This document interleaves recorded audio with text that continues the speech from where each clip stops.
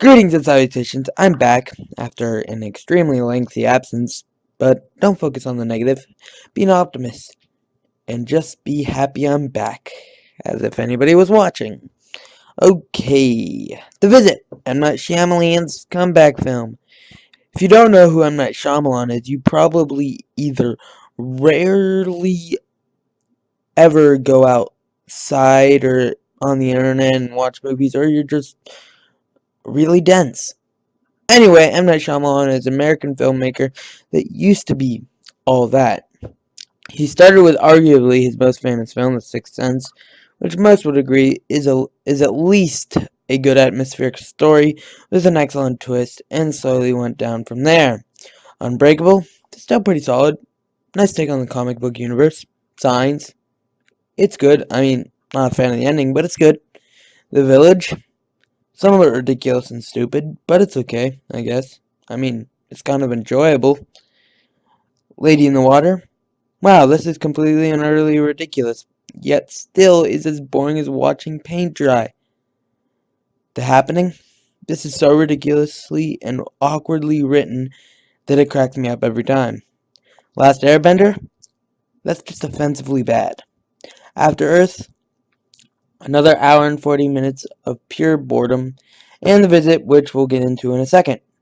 I know, those mini reviews of all of his films were completely unnecessary, and as is this review of those reviews. So let's just move on. The Visit stars Olivia DeJonge and Ed Oxenbould as a two-child protagonist.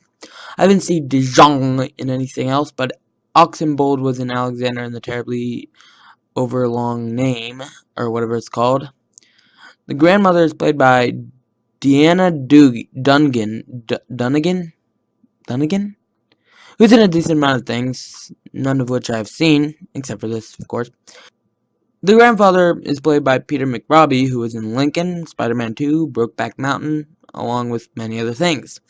That's enough discussing casts. Well, I guess it's just the cast, because, yeah. Let's talk about the story.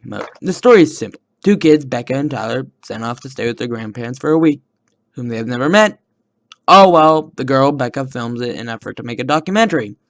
Of course, being a horror film, it slowly descends into the realm of madness, the first hint of which is the grandparents' odd rules. Like never go in the basement or never leave your room past 9:30 p.m. But I think telling you much more would either spoil it or just be redundant, as I might mention it later in this review. First, the badness. Or bad. Whatever. Give me a break. Firstly, and I honestly have no idea if people agree with me on this or not, but something I found very distracting and notably lessened my experience was the kid actors.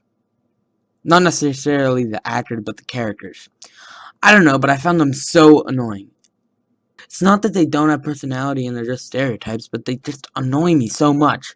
Please tell me there's more people out there that found that the sheer existence of these miserable little brats made you want to punch a hole in your computer screen or wherever you saw. Whenever I think about who I think is more annoying, I can't decide because they both make me want to stop watching films altogether. With the rap and the pretentiousness, ugh! Thankfully, as the film goes on, they focus less on being annoying and more on being terrified, shifting the focus to what I really want to see, the grandparents.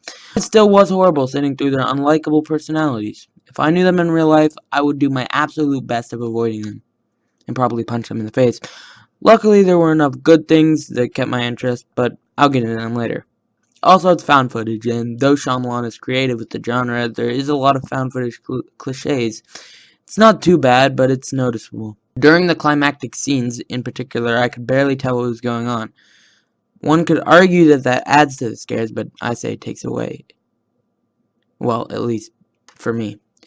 Though it is satirically funny, there are a few running gags that I just find to be trying too hard and almost cringeworthy. It's just awkward Shyamalan writing that I expected to find going into this.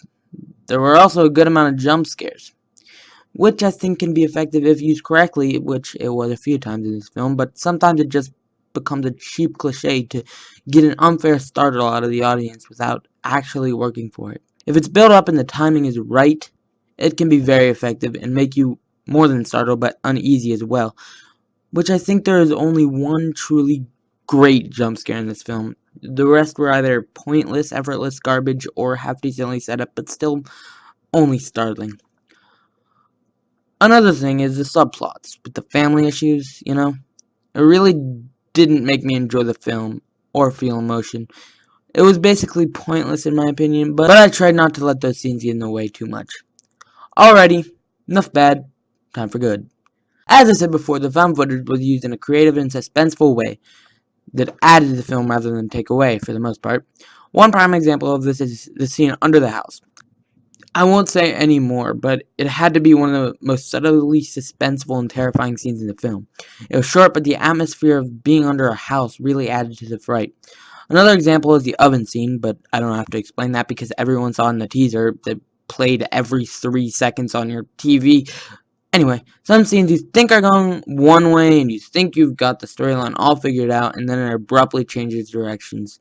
That is one of the most important aspects of a horror film that is based on slowly figuring out everything rather than running from everything the whole time. Just the concept alone made it a better film than most modern horror. Some of the cinematography of the snowy country landscape looked nice and the cinematography in general was good for a found footage film. It is also somewhat legitimately scary, which is more than I can say for most modern horror films, and it is satirically comical as well, which made for a delightful mix. Despite all my hatred towards the embodiments of all annoyingness that is the kids, I do have a few good things to say about them. There are a few somewhat emotional scenes attempting to explore the characters, I guess, and though I didn't feel for them in any way, you can see the effort in the directing and acting in the scene. Also, the kid actors weren't horrible. Okay, I may go so far as saying they aren't bad, but that doesn't change my opinion on their unforgivable unlikability. The story is excellently told and unfolded. Unfelled? No, I think it's unfolded. Yeah. Anyway, the progression of it is all done brilliantly by Shyamalan and does pay off. Well, of course there's going to be a twist, and with the setup of the film, there kind of had to be one, but it was refreshingly simple, if you know what I mean. That wasn't some sort of innuendo, but yeah. If you've seen the film, you know what I mean is what I'm trying to say. The start of the show were undoubtedly the grandparents with their subtle oddness and creepy performances and delivery. It's just so peculiar that it's scary, and as the film goes on, they just get weirder and weirder with more shocking and abruptly intense scenes of their incredibly visible strangeness. The entire atmospheric feel is created by the characters of the grandparents. They're just so often suspicious with their weird rules, and they are the film, is what I'm trying to say. And they are underused, which is saying a lot because they basically are the focus. There's just not enough scenes with them, in my opinion. Focus too much on the annoying little brats. I think a lot of people are taking this film too seriously without remembering that it's pure satire, and good satire at that. I think people are passing this off as just another crappy found footage film, and the fact that it's directed by the infamous Shyamalan doesn't help it. But it really is better than that, and it deserves a chance. In the end, though I found the kids to be extremely annoying and the subplots to be pointless, I still found The Visit is a film that I enjoyed. It might not be terrific by a technical standpoint, but it was fun, with two excellent antagonists. Was it Shyamalan's comeback film? Probably not, but it's certainly a start.